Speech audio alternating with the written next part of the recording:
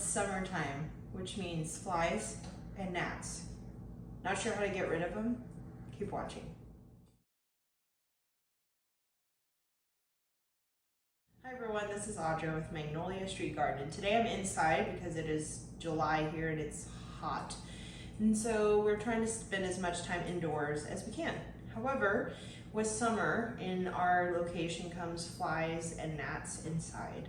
And they are especially bad right now. Some friends of ours gifted us some tomatoes from their garden, and they were really ripe. We also had some bananas in our kitchen that were a little overripe too.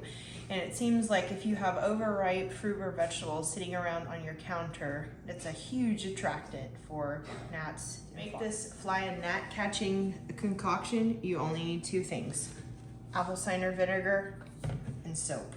There's not really any measurements to this. You just want more vinegar than you do soap. So I took first a little bowl and I just put a good squirt of soap in there.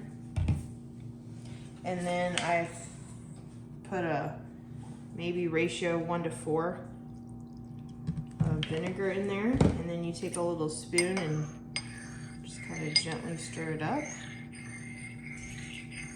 And I made a couple of these bowls full, and I placed them in my kitchen close to the places where the gnats were congregating. Close to the fruit bowl, close to the trash can. We also made sure that we had no dirty dishes in the sink, and we covered up with a towel any of the produce that we had laying on the counter so the gnats couldn't get to it. You can see this works really well. This is only like a couple hours worth of gnats, so I hope this helps you with your fly and gnat problem. We'll see you next time. Thanks for watching.